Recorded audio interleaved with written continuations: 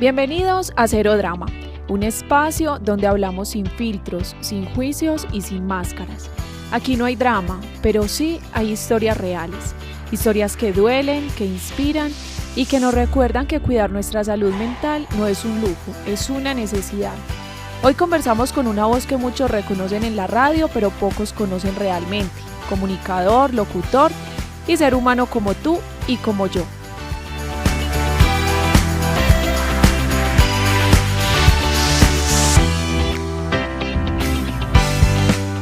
Will, qué gusto tenerte en Cero Drama. Gracias por estar aquí, por prestarnos tu voz, esta vez desde un lugar distinto. ¿Cómo estás? Vale, no, el gusto es mío, muchísimas gracias, muy bien y bueno, estoy por acá con Cero Drama, como el nombre lo dice. Después de pasar por situaciones difíciles últimamente, ¿cierto? Sí, Creo que es un momento muy apropiado para que nos visites. total, yo siempre he dicho que el tiempo de Dios es perfecto y sabe cuándo y dónde, y acá estamos. Si realmente hace poco no, el último año ha sido un año de mucho desafío, de mucho aprendizaje y también de mucha ayuda, no solamente yo ayudar a los demás, sino buscar ayuda en profesionales también, por así decirlo. Ok, eres locutor, Sí, eres papá, sí, eres hijo, eres hermano, tienes un también. montón de roles. Cuéntanos un poquito de Will. Bueno, Will Pérez es un pelado, si se le puede decir pelado todavía, de 32 años, del oriente antioqueño, nací en el municipio de La Ceja.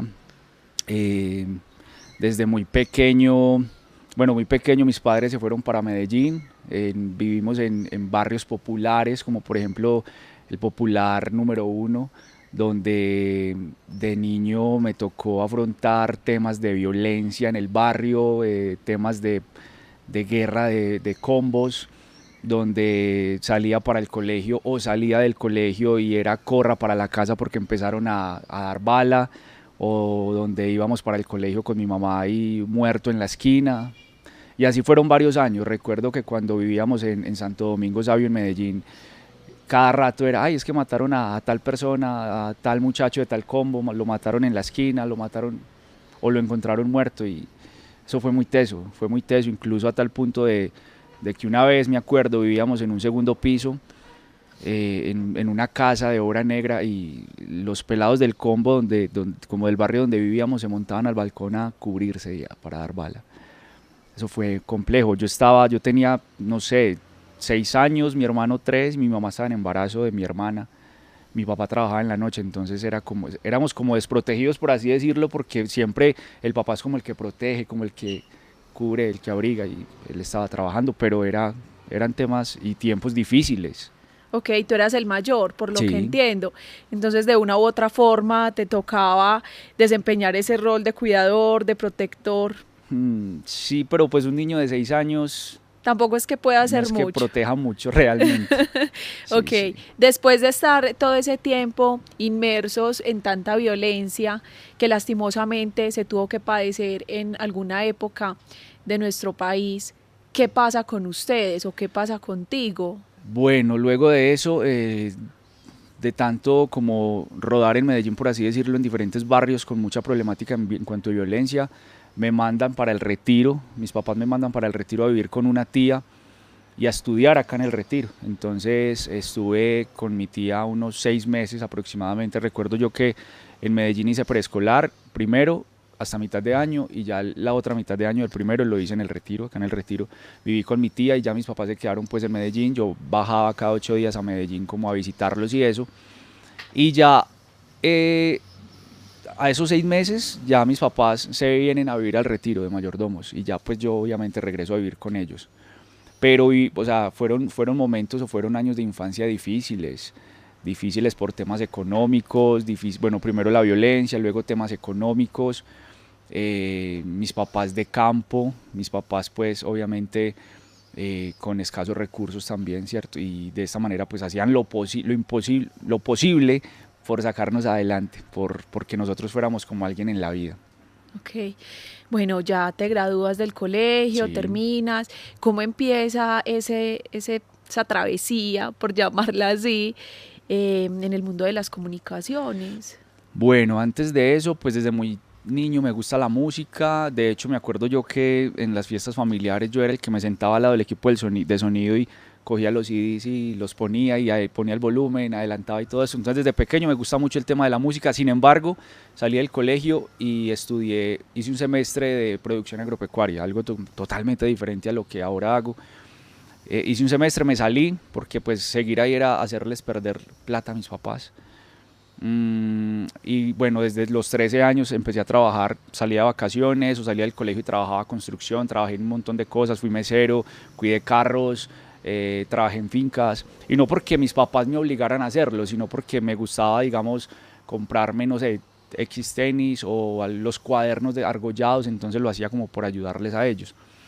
Después de mucho tiempo empiezo a estudiar producción de audio y sonido para ser DJ con unos amigos de Río Negro.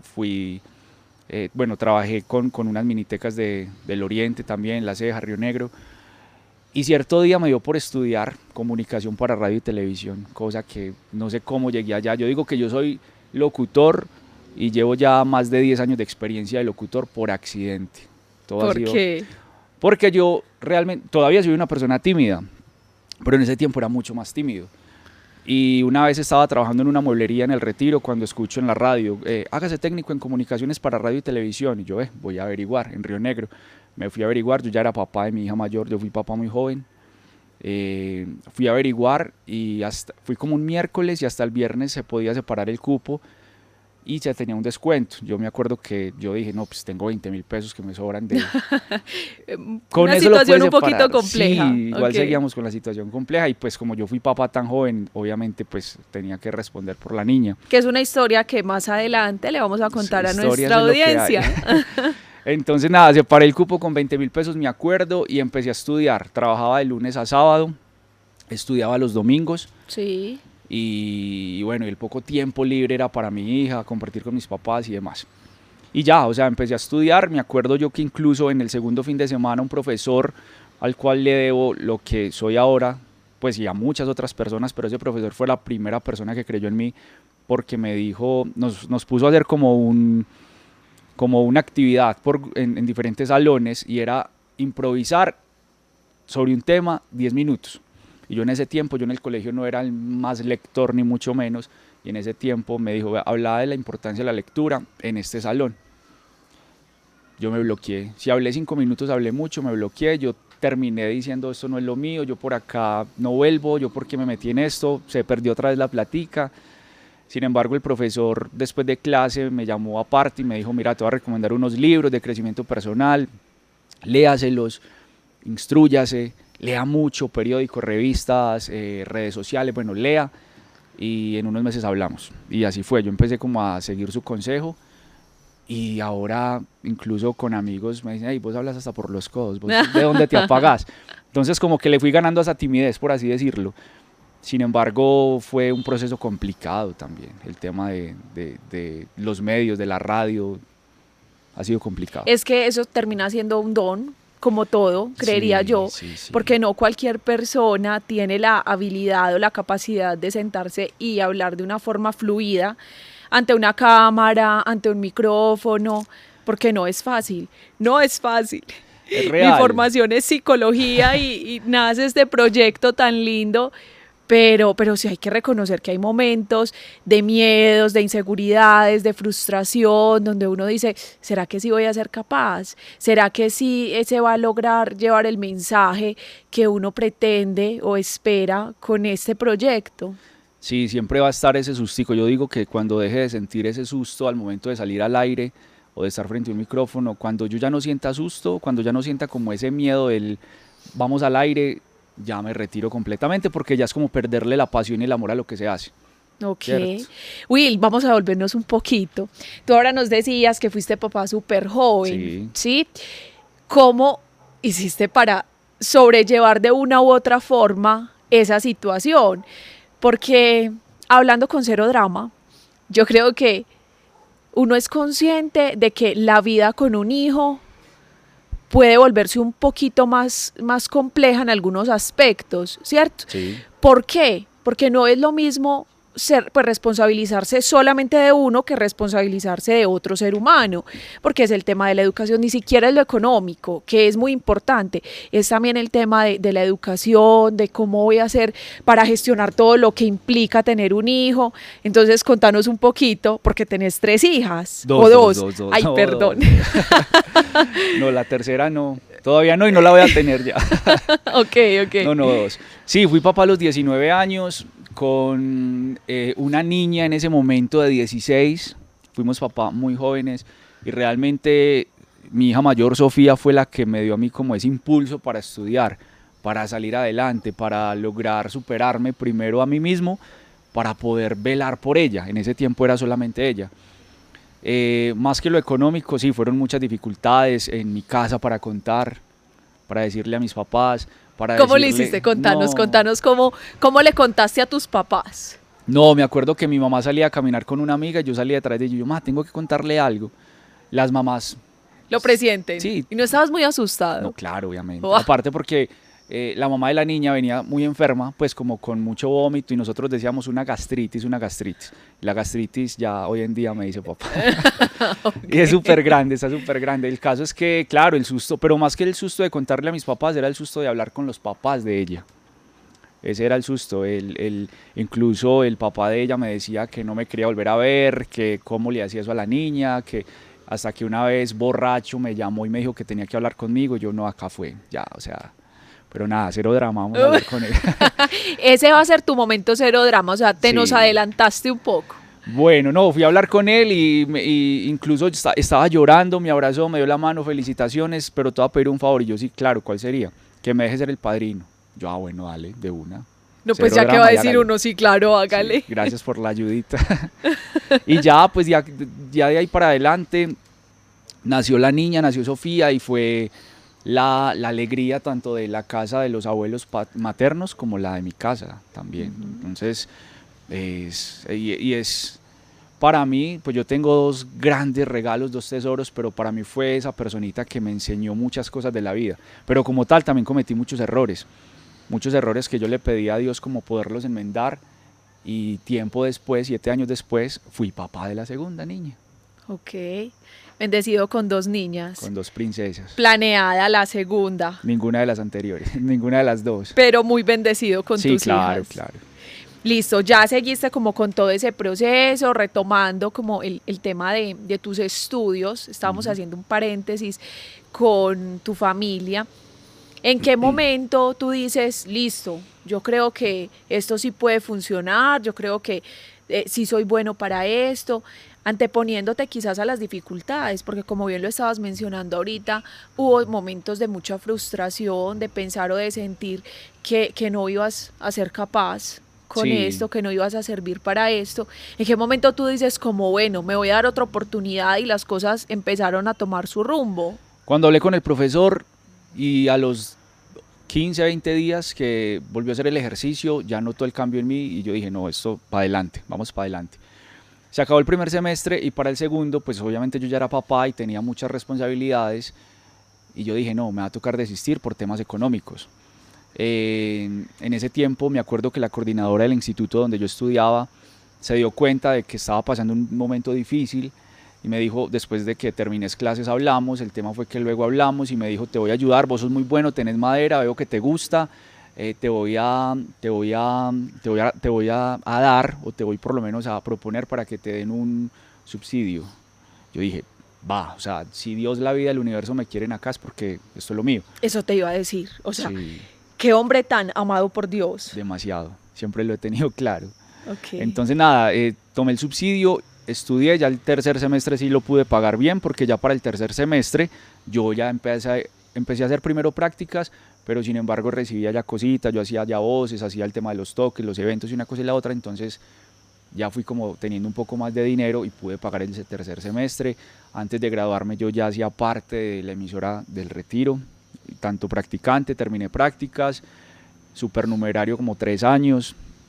Es como los futbolistas, en el banco esperando mi oportunidad para entrar a la cancha y cometer los errores que todo el mundo comete de primo y paro, pero...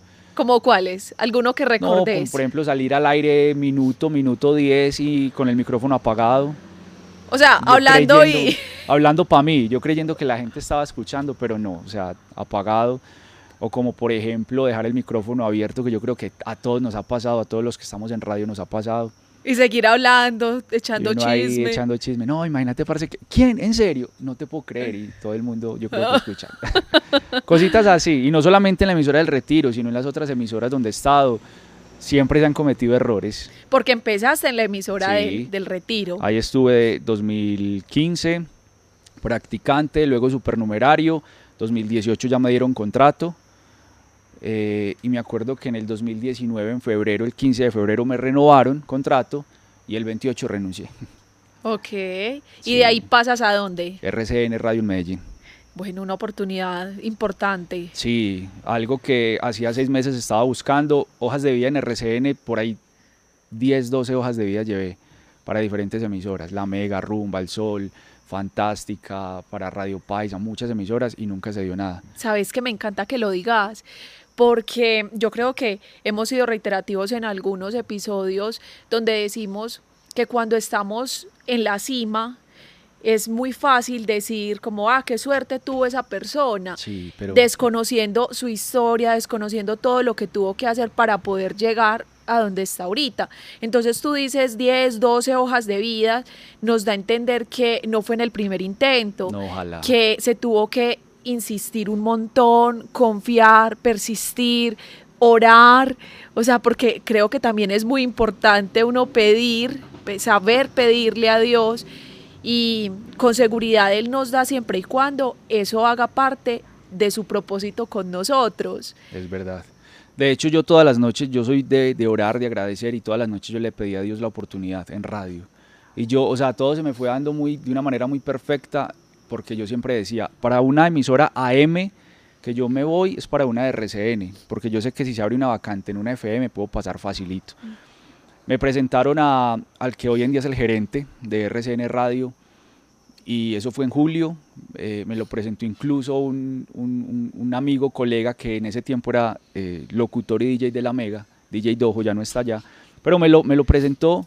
Pasó ese resto de año y nunca pasó nada, y una mañana, el lunes 8 de la mañana, me acuerdo muy bien, estaba yo en la emisora pues, de acá del Retiro, cuando el celular, y era un mensaje de él: hola Will, buenos días, te habla Fabio Matallana, tengo una vacante en AM por si te interesa. Yo, la oportunidad por la que tanto he pedido, yo listo, sí me interesa. Fui, me reuní con ellos, pasé las 3 entrevistas, y en cuestión de 8 días ya estaba firmando contrato con RCN. Empecé en Radio Red, una emisora AM, presentando vallenato, haciendo control en noticias, en fútbol, coordinando fútbol, y ahí estuve solo 2 mesecitos. ¿Y qué pasó? Se abrió vacante en Radio Fantástica, que era una de las emisoras donde yo en algún momento soñé estar. Pasé a Radio Fantástica y ahí estuve solo 5 meses. O sea, en total en esa primera temporada, porque hay una segunda temporada, en RCN estuve 7 meses solamente, 2 en Radio Red, 5 meses en Fantástica, y estando en Fantástica, yo ya sabía que iba a ser papá. Yo le pedí a Dios otra oportunidad laboral, o sea, sin dejar la radio, sin dejar a RCN, pero le pedía otra entrada, otro ingreso para poder, yo decía, fue pucha, 2 niñas, 2 hijas, ¿qué voy a hacer? Yo vivía en Medellín ya, entonces era arriendo, servicios, mercado, Sofía, mi hija mayor, ya venía la menor, 1000 cosas, y yo decía, ¿qué voy a hacer? Y en ese tiempo, cosas de Dios, me llaman de Radio Tiempo Medellín. Y ahí fue ya donde yo dije, listo, me voy. Luego llegó pandemia, me fui para Radio Tiempo, empecé el 15 de octubre del 2019. ¿Ahí estuviste cuánto tiempo? 4 años y 8 meses. Okay, hasta el 30 de junio del año pasado, del 2024. Me fui para Radio Tiempo, y yo digo que Radio Tiempo fue para mí, o sea, cuando yo estaba en la emisora del Retiro, yo soñaba llegar a RCN Radio, y yo decía, ese es mi top, eso es como lo más alto que yo quiero llegar, pero había más. Llegó Radio Tiempo, con Radio Tiempo 1000 oportunidades para crecer en redes, para crecer en Medellín. A Radio Tiempo le debo, yo en estos días incluso estaba haciendo las cuentas de cuántas veces estuve parado en la Macarena presentando eventos, y fueron 14 veces. 14 veces presentando a un sinnúmero de artistas. ¿Alguno que recuerdes que te haya marcado y que tú digas, uff, presentar a este artista para mí fue un sueño hecho realidad? No, yo digo que todos. Pues, por ejemplo, 2 veces Cani García, Andrés Cepeda, Fonseca, Manuel Medrano, Gracie, Mike Bahía, Manuel Turizo, por ejemplo, Hombres G, para mí fue, pero sin duda alguna más que Macarena, bueno, Jesús Adrián Romero también, sin duda alguna más que Macarena, 4 estadios que para mí sí fueron. A mí me gusta mucho la música de Maná y yo soñaba con conocerlos, ni siquiera con presentarlos. Presenté a Maná en el estadio, presenté 2 veces a Juanes, a Morat y así. Y conocerlos, ¿qué sentías? Pues, ¿qué pensabas? Porque es muy gracioso, me parece muy charro, uno haberlo soñado en algún momento y ver tan tangibles esos sueños, cómo se van haciendo realidad. Bueno, digamos que desde la emisora del Retiro yo como que empecé a quemar esas etapas. Lo que pasa es que ya todo se va volviendo paisaje, desafortunadamente. Cuando ya uno se va como desenvolviendo tanto en el medio, ya todo se normaliza. Entonces, claro, en la emisora del Retiro yo conocí, por ejemplo, a Arely Senao, a Jason Jiménez, a Jesse Uribe, y yo decía, uy, la foto, por favor, venga, un saludito, no sé qué. Ya cuando empecé a conocer a estos otros artistas en Medellín, ya como que fui normalizando todo. Claro, para mí fue muy, muy teso conocer, por ejemplo, a Andrés Cepeda, que yo lo veía en los programas de televisión, y ya verlo, o conocerlo, entrevistarlo, y muchos más, Santiago Cruz, Piso 21, bueno, muchos. Para mí ya era como muy normal. Will, sabes que me surge una inquietud partiendo de eso. Tú me dices que uno lastimosamente vuelve todo paisaje. ¿Cómo has hecho tú para no despersonificarte a pesar de todo lo que has estado viviendo? Es decir, no perder tu esencia, no perder tu enfoque, a pesar de estar rodeado pues, de celebridades, de tener la facilidad de una u otra forma o el acceso a tantas cosas que soñaste en algún momento. Yo pienso que tengo un polo a tierra, que es mi mamá, que siempre me dice, sea grande o sea la persona que usted quiere ser, pero no pierda como ese enfoque y esa humildad, no se le olvide de dónde viene. No se le olvide que viene de un pueblo, no se le olvide que vivió en barrios de Medellín donde la violencia, ¿sí me entiendes? Entonces yo pienso que es como eso. De hecho, mi mamá todavía a veces como que, bueno, y entonces, ¿qué hubo pues? O sea, es como ese polo a tierra que muchas veces me hace aterrizar. Cuando de pronto me empiezo como a... Porque finalmente el ego se va subiendo. Así uno diga, no, es que eso no va a pasar, el ego a veces se sube. Y no es por uno mismo, sino que las personas, los demás a veces a uno como que le empiezan a subir el ego. Como que, uy, conociste a tal artista, uy, hey, pedile un saludito para mi hija, pedile, ¿cierto? Por ejemplo, algo que me subió el ego hace algunos años, pues yo ya estaba curtido de eso. Sin embargo, mi hija Sofía le encanta la música de Sebastián Yatra, Radio Tiempo, concierto, Darmatur, Sebastián Yatra. Yo le hice la rueda de prensa en la Macarena y tuve la oportunidad de llevar a mi hija al concierto. Ella lo conoció y ese día yo dije, pues pucha, o sea, eso todavía me golpea porque yo era a mi hija llorando, conociendo a su artista, y yo decía, ¿en qué momento perdí yo como la sensibilidad frente a muchas cosas que para mí son normales, como conocer un montón de artistas? Como la capacidad de asombro que tienen los niños. Mi hija era en el concierto de Sebastián Yatra llorando, cantando sus canciones. Yo la miraba y yo decía, gracias Dios porque le pude cumplir un sueño, ¿cierto?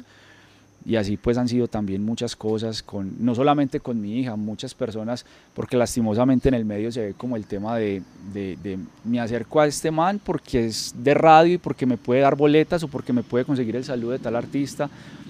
Y yo, o sea, para mí como que, se acercaron a vos por conveniencia. Yo como que, pues, o sea, puede ser para mí normal.